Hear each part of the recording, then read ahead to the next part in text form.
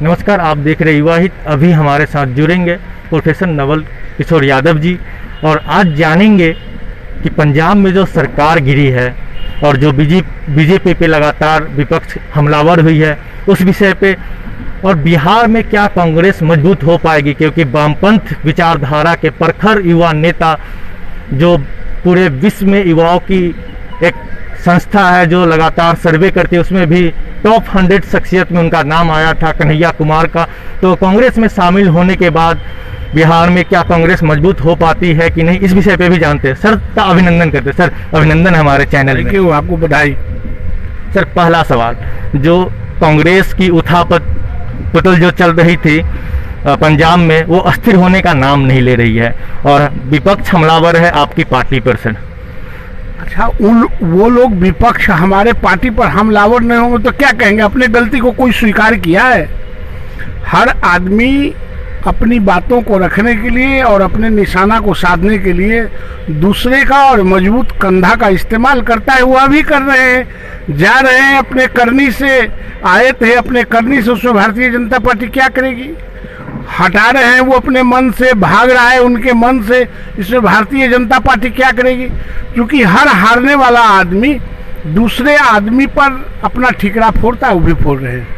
अमित शाह जी से मुलाकात हुई है, सर क्या मायने निकाले जा सकते हैं इसके? मायने क्या, राजनीति करते हैं तो राजनीति का मायने निकाला जाएगा। कोई वहाँ धान का फसल तो तैयार है नहीं कि काटा जाएगा। अमित शाह जी राजनीति करते हैं, कैप्टन राजनीति करते हैं, आप लोग राजनीति करते हैं, हम लोग राजनीति करते हैं, तो एक राजनीतिक व्यक्ति मिलता है तो राजनीति की ही बात करती है, इसमें कहना क्या है? सर पत्रकारिता तो राजनीति नहीं करती है, लेकिन अगले सवाल की ओर चलते। कन्हैया कुमार जो वामपंथ के एक युवा बहुत ही शक्तिशाली रूप से उभर रहे थे और वो कांग्रेस में शामिल हुए हैं, तो उसका क्या असर पड़ने वाला है बिहार की राजनीति में और क्या कांग्रेस फिर से मजबूत होने लगेगी? पहले तो इस प्रश्न का जवाब देंगे कि आप पत्रकार हैं, आप राजनीति नहीं करते हैं। यहाँ पत्नी और पति में राजनीति होता है। बच्चा पैदा होता है तो बेटा हो कि बेटी, उसकी तुलना कर लेते हैं। इस पृथ्वी पर कोई आदमी लोकतंत्र है जो राजनीति नहीं करता है कि आप नहीं करते हैं? आप भी राजनीति करते हैं, हम भी राजनीति करते हैं, घर के सारे लोग राजनीति करते हैं। और जिसका आप नाम ले रहे हैं, मूस मोटई है, लोढ़ा हुई है। चूहा अगर मोटा हो जाए तो घोड़ा नहीं हो सकता है। इसलिए कौन उनके यहाँ कांग्रेस में आते हैं, कौन जाते हैं, उससे कोई फर्क नहीं पड़ता है। भाषण देने से जिस तरह से धुनिया रुई ढूंढता है तो राजा नहीं हो जाता है, उसी तरह से किसी के बात ढूंढने से हिंदुस्तान की और बिहार की जनता उनके नक्श कदम पर नहीं चलने लगता है। बात करना, बात बनाना, गलछब्बा उड़ाना, रुई ढूंढना, ये अलग बात है। राजनीति करना, जनमानस के मानचित्रों पर अपना कैरेक्टर स्थापित करना है, वो करना जरूरी है, वो कांग्रेस के पास नहीं है।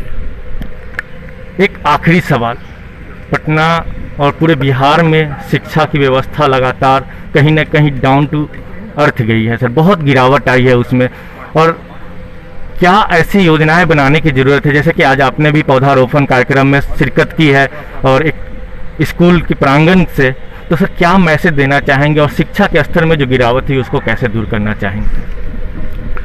देखिए, एक बात पहले मैं यह बता दूं कि शिक्षा के स्तर में गिरावट नहीं आया है, क्योंकि जिनके बच्चे इन स्कूलों में नहीं पढ़ते हैं उनके मानसिक स्तर में गिरावट आया है।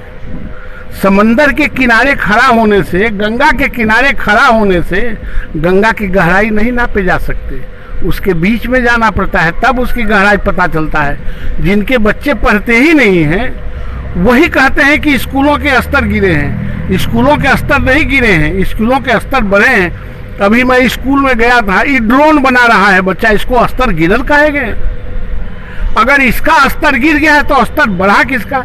हाँ, चूंकि वो लाचार के बच्चे हैं, वो गांव के बच्चे हैं, वो गरीब के बच्चे हैं, वो थोड़ा मूड़ी झाटना कम समझते हैं, वो थोड़ा ड्रेसअप कम है, इसलिए आपको लग सकता है। और बड़े लोगों के, हम लोगों के बच्चे ड्रेसअप ज़्यादा रहता है, मेरिट कम रहता है। अभी मैंने सवाल उठाया था कि जो ICSE CBSE के बच्चे जो अभी प्राप्तांक लाए हैं वो प्राप्तांक उनके अधिक है, मेरिट कम है। हमारे बच्चों के प्राप्तांक कम है स्कूलों के, लेकिन मेरिट अधिक है।